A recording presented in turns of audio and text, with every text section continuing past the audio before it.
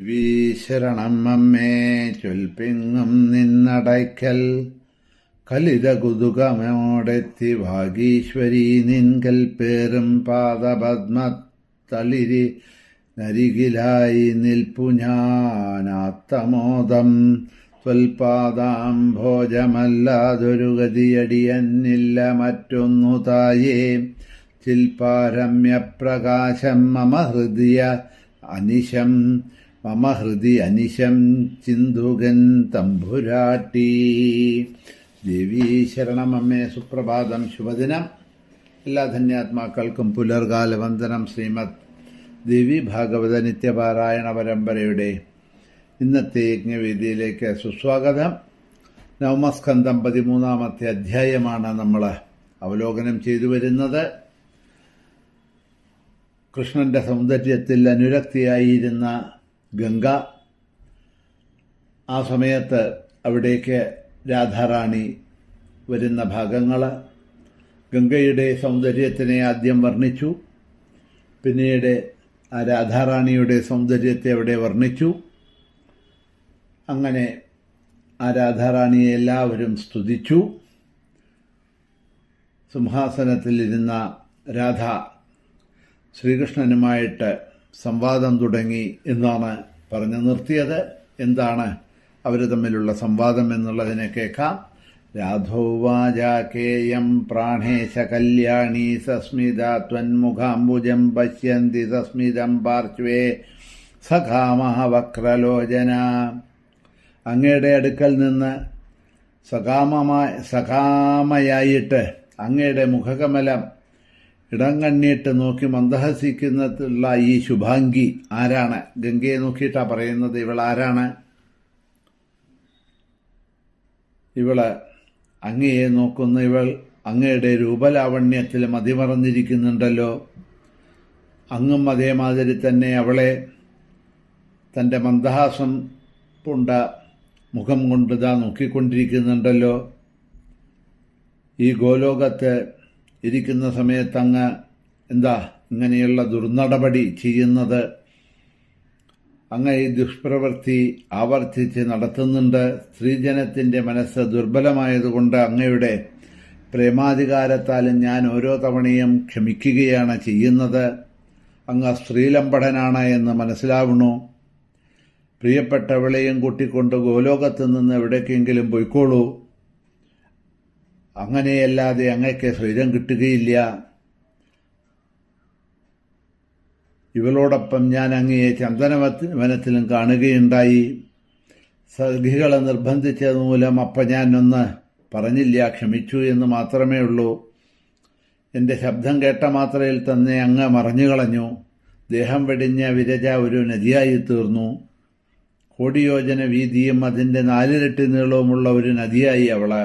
അങ്ങയുടെ സൽകീർത്തിയുടെ രൂപത്തിൽ അവൾ ഇന്നും ഒഴുകുന്നുണ്ട്. ഞാൻ ഗൃഹത്തിലേക്ക് പോയ തക്കം നോക്കി അങ്ങ് വീണ്ടും അവളുടെ അടുക്കിലെത്തി. വിരജയെന്ന് വിളിച്ചുകൊണ്ട് അങ്ങ് കരയുന്നത് ഞാൻ കണ്ടു. അവൾ യോഗശക്തി കൊണ്ട് ജലത്തിൽ നിന്ന് അലങ്കൃതിയായി സ്വന്തം രൂപത്തിൽ ഉയർന്നു വന്ന് അങ്ങയ്ക്ക് ദർശനം നൽകുകയുണ്ടായി. ആ സമയത്ത് അതേ തുടർന്ന് അങ്ങ് അവളെ പുൽകുകയും ചെയ്തു. ശോഭ എന്ന ഗോപിയോടുകൂടി ചെമ്പകവനത്തിൽ വെച്ച് ഞാൻ അങ്ങയെ കണ്ടു. എൻ്റെ ശബ്ദം കേട്ട മാത്രയിൽ അങ്ങ് മറഞ്ഞുകളഞ്ഞു. ആ ശോഭയും സ്വശരീരം വെടിഞ്ഞ് ചന്ദ്രമണ്ഡലത്തിലേക്ക് പോയി. അവളുടെ ശരീരം സ്നിഗ്ധമായ തേജസ്സായിട്ട് പിന്നീട് ഭവിച്ചു. വിഷാദചിത്തനായിട്ടുള്ള അങ്ങ് ആ ശരീരം വിഭജിച്ച് കുറേ ഭാഗം രത്നത്തിനും കുറേ സ്വർണത്തിനും കുറേ ഭാഗം മണികൾക്കും നൽകി. കുറേ സ്ത്രീകളുടെ മുഖകമലങ്ങൾക്ക്, കുറേ രാജാവിനും കുറേ തളിരുകൾക്കും കുറേ പുഷ്പങ്ങൾക്കുമായിട്ട് അങ്ങ് നൽകി. കുറേ ഭാഗം പാലിന് നൽകി. ഒരിക്കൽ അങ്ങയെ ഞാൻ പ്രഭ എന്ന ഗോപിയോടുകൂടി വൃന്ദാവനത്തിൽ വിഹരിക്കുന്നത് കണ്ടു. അന്നും എൻ്റെ ശബ്ദം കേട്ട സമയത്ത് അങ്ങ് പ്രത്യക്ഷനായിട്ട് പ്രഭ സ്വന്തം ദേഹം വെടിഞ്ഞ് സൂര്യമണ്ഡലത്തിലേക്കാണ് പോയത്. അതിനുശേഷം അവളുടെ ദേഹം ഒരു തീവ്ര തേജസ്സായിട്ട് മാറി. അങ്ങും ആ ശരീരവും പലർക്കുമായിട്ട് വിഭജിച്ച് നൽകുകയുണ്ടായി. എന്നെ പേടിച്ചും ലജ്ജിച്ചും അങ്ങ് സ്വന്തം കണ്ണുകളിലൂടെയാണ് നൽകിയത്. കുറെ അഗ്നിക്ക് കൊടുത്തു, കുറെ യക്ഷന്മാർക്ക് കൊടുത്തു. പിന്നീട് വസന്തകാലത്ത് പുഷ്പശയ്യയിൽ പൂമാല ചൂടി ചന്ദനച്ചാരം പൂശി രത്നദീപങ്ങൾ പ്രശോഭിക്കുന്ന രത്നനിർമ്മിതമായ മന്ദിരത്തില് ശാന്തി എന്ന് പറഞ്ഞ ഒരു ഗോപികയോടുകൂടി അങ്ങയെ ഞാൻ കാണാൻ ഇടയായിട്ടുണ്ട്. എൻ്റെ ശബ്ദം കേട്ടപ്പോൾ അങ്ങ് അവിടെ അപ്പോഴും മറഞ്ഞു. ആ ശാന്തിയാകട്ടെ സ്വന്തദേഹം വെടിഞ്ഞ് അങ്ങയിൽ തന്നെ ലയിച്ചു ചേർന്നു. പിന്നീട് ക്ഷമ എന്ന ഗോപിയോടുകൂടിയിട്ട് മുമ്പൊരിക്കൽ ഞാൻ അങ്ങയെ കണ്ടു. നല്ല വേഷഭൂഷണത്തോടുകൂടി ഗന്ധചന്ദനാദികളെല്ലാം പൂശിക്കൊണ്ട് ഇരിക്കുകയായിരുന്നു അങ്ങ്. രത്നാഭരണ ഭൂഷിതയായിട്ടുള്ള അവളോടൊപ്പം ശയ്യയിൽ സസുഖം മൂർച്ഛിച്ച് നവസംഗമ സുഖത്തിൽപ്പെട്ട ഉറങ്ങിപ്പോയ അവളാൽ ആശ്രിഷ്ടനായി കിടക്കുന്നത് ഞാൻ കണ്ടിട്ടുണ്ട്. പിന്നീട് ഞാൻ നിങ്ങളെ വിളിച്ചുണർത്തി. എന്നിട്ട് ആ മഞ്ഞപ്പട്ടും മനോഹരമായിട്ടുള്ള മുരളിയും വനമാലയും ആ അമൂല്യമായിട്ടുള്ള കൗസ്തഭരത്നവും രത്നകുണ്ടലവും ഞാൻ എടുത്തുകൊണ്ടുവന്നു. സഖികൾ നിർബന്ധിച്ചതുമൂലം ഞാൻ അവരെയെല്ലാം അങ്ങേക്ക് പ്രേമപൂർവം തിരികെ തന്നെ തന്നു. ലജ്ജ കൊണ്ടും പാപം കൊണ്ടും അങ്ങ് കൃഷ്ണവർണ്ണൻ ആയിത്തീർന്നു. അങ്ങനെ ക്ഷമാലജ്ജ കൊണ്ട് സ്വശരീരം ഉപേക്ഷിച്ച് പൃഥ്വിയെ പ്രാപിച്ചു. അതിനുശേഷം അവളുടെ ശരീരം സത്വഗുണപ്രധാനമായി തീർന്നു. ഇവയെല്ലാം ഞാൻ അങ്ങോട് പറഞ്ഞു. ഇനി വല്ലതും കേൾക്കണോ അങ്ങയ്ക്ക്? ഇങ്ങനെ ഒട്ടേറെ യോഗ്യതകൾ അങ്ങയ്ക്കുണ്ട്. കൂടുതലൊന്നും എനിക്ക് പറയാനായിട്ടില്ല. ഇപ്രകാരം ഇതാ കൃഷ്ണനും പല പല ഗോപികളുമായിട്ട് ആ കൃഷ്ണനുണ്ടായിരുന്ന പ്രേമവും മറ്റുമൊക്കെയാണ് ഇവിടെ കുത്തുവാക്കുകളിലൂടെയും ആ ഒരു അസൂയയിലൂടെയും ഒക്കെ രാധ കൃഷ്ണനോട് പറയണത്. ഇങ്ങനെ കൃഷ്ണനോട് പറഞ്ഞിട്ട്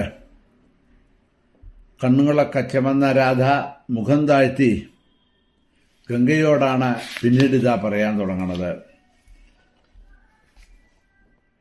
ആ ഗംഗയാകട്ടെ രാധയുടെ ഉദ്ദേശം മനസ്സിലാക്കിയിട്ട് യോഗശക്തി കൊണ്ട് സഭാമധ്യത്തിൽ നിന്ന് അപ്രത്യക്ഷമായി സ്വന്തം ജലനിരപ്പിനുള്ളിൽ പ്രവേശിച്ചു എന്ന് പറയാണ്.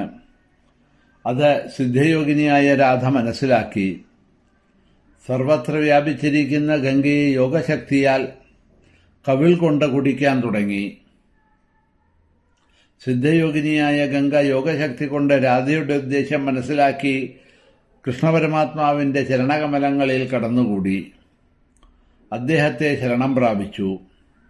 ഗോലോകത്തും വൈകുണ്ഠത്തും അതുപോലെ ബ്രഹ്മലോകം തുടങ്ങിയ ലോകങ്ങളിൽ നോക്കിയിട്ടും ഒരിടത്തും ഗംഗയെ കാണാൻ രാധയ്ക്ക് കഴിഞ്ഞില്ല. ഒരിടത്തും വെള്ളമില്ലാതെ കണ്ടായി. ലോകത്തിലെല്ലാം വരൾച്ച അനുഭവപ്പെട്ടു. ജലജന്തുക്കളുടെ മൃതദേഹങ്ങൾ ജലാശയങ്ങളെല്ലാം വറ്റിയപ്പോൾ അതിൽ നിന്നും പൊങ്ങി വരാൻ തുടങ്ങി. ബ്രഹ്മാവിഷ്ണു ശിവൻ അനന്തൻ ധർമ്മൻ ഇന്ദ്രൻ ദിവാകരൻ മനുക്കള് മഹർഷിമാര് ദേവന്മാര് സിദ്ധന്മാര് തപസ്സുകള് തുടങ്ങിയ എല്ലാവരും തൊണ്ട ചുണ്ട ഒക്കെ വരണ്ട് അണ്ണാക്കൊക്കെ വരണ്ട് ഗോലോകത്തേക്ക് ചെന്നു. എല്ലാവരും പ്രകൃതിക്ക് അതീതനായിട്ടുള്ള സർവേശ്വരനായിട്ടുള്ള ഗോവിന്ദനെ ഭഗവാനെ ഇതാ പ്രണമിച്ചു. എന്നിട്ടിതാ ഭഗവാനെ സ്തുതിക്കാൻ തുടങ്ങി.